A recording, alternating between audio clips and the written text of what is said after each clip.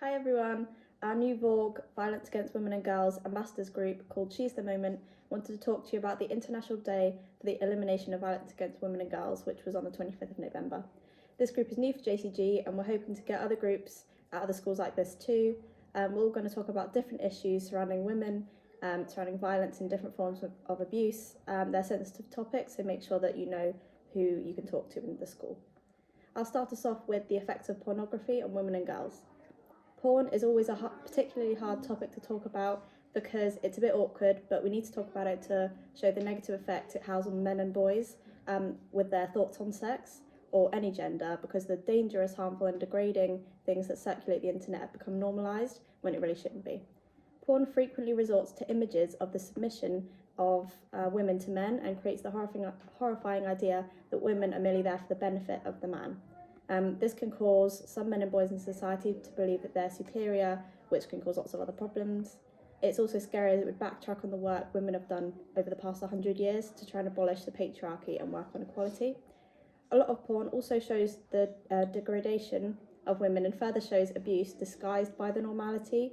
There is also talk about how bad porn is for everyone's mental health, no matter the gender, but there's been clear evidence that harmful things viewed on porn by men and boys have had a worse effect on women and girls as the abuse is transferred from porn to real life. Access to these sites starts scarily younger than these sites intend, so the impact on women and girls start a lot earlier than we think.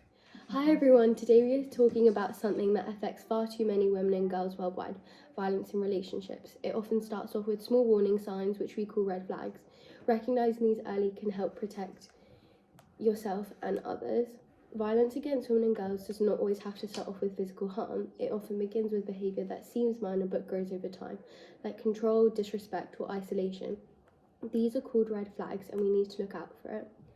One major red flag is control. If your partner tries to dictate who you can see, what you wear or what you do, it might not seem like violence at first, but it is about power. Controlling behaviour often escalates into verbal, emotional and even physical abuse. Another is jealousy that turns possessive. It might seem flattering at first, like they deeply care, but constant jealousy can lead to anger, accusations, and eventually threats or harm. A healthy relationship is built on trust, not fear. Then there's belittling and disrespect. If your partner constantly criticizes you, puts you down, or makes you feel small, that is emotional abuse. This kind of behavior can damage your confidence and make it harder to leave a bad situation. Another one is isolation. If your partner tries to cut you off from your friends, family or support system, it is a tactic to make you dependent on them. Without that support, it is easier for them to manipulate or harm you. These red flags often lead to more serious forms of abuse. Around the world, 1 in 3 women experience physical or sexual violence in their lifetime, often by someone that they do know. The cycle often starts with these early warning signs. It is also important to understand that abuse is not just about physical. Emotional abuse, verbal threats, financial control, these are all forms of violence that can leave deep scars, and none of it is ever your fault. We should not be romanticizing these kind of behaviours in relationships, as it enables the behaviour to become more normalised, making it harder to recognise and challenge this abuse. If you do notice these red flags, trust your instincts and do not ignore them. Talk to someone you trust, whether it is a friend, family member or a teacher. And if you feel unsafe, there are organisations and hotlines that can help.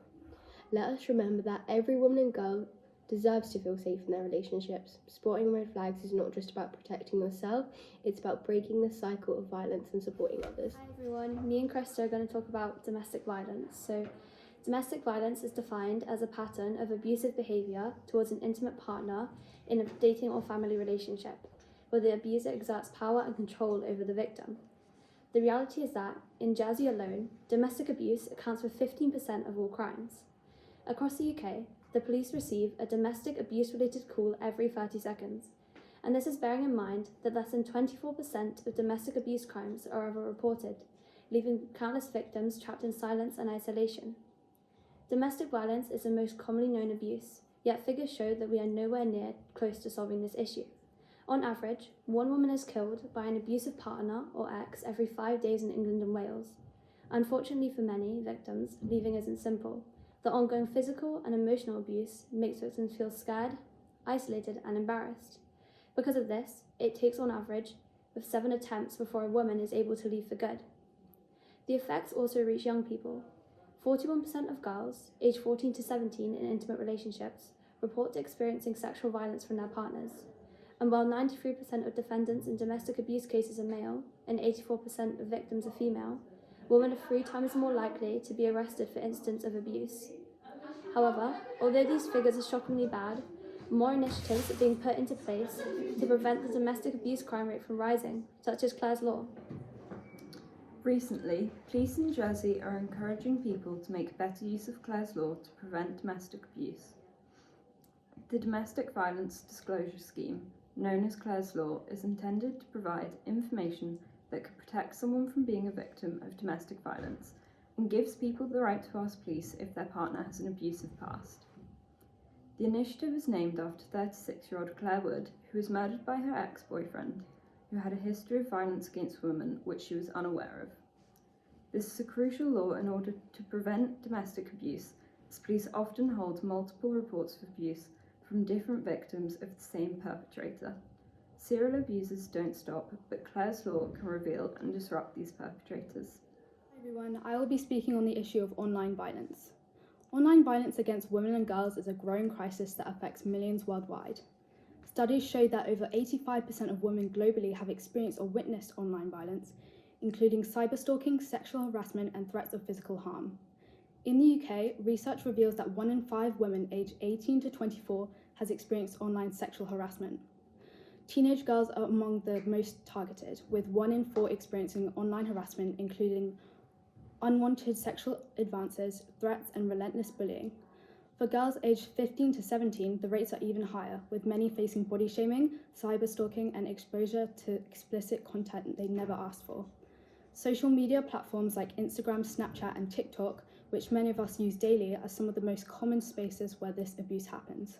Alarmingly, 60% of girls who experience online harassment report feeling unsafe and insecure in their day-to-day lives, and many withdraw from social media entirely, losing the chance to connect, express themselves, or explore opportunities online. Women of colour, LGBTQ+ individuals, and activists face disproportionately high levels of abuse, yet platforms often fail to take swift action against perpetrators, leaving victims unsupported. These statistics are not just numbers. They represent lives disrupted and silenced. As teenagers, we need to recognise how these issues affect our peers and understand that online violence is not just a joke or something to ignore. It has real consequences, from anxiety and depression to long-lasting trauma. By speaking up against harmful comments, reporting abusive behaviour, and supporting friends who might be struggling, we can make a difference. Hi, so we're talking about sexual violence. The National Sexual Violence Resource Centre defines sexual violence as sexual violence means that someone forces or manipulates someone else into unwanted sexual activity without their consent. Anyone can experience sexual violence, including children, teens, adults, and elders. Those who sexually abuse can be acquaintances, family members, trusted individuals, or strangers. There are many different forms of sexual violence, including, but not limited to, rape or sexual assault, sexual harassment, sexual exploitation, or unwanted sexual content. Facts about sexual violence. Although it affects everyone, often social inequalities heighten the risk. By the age of 18, 1 in 4 girls have been sexually assaulted.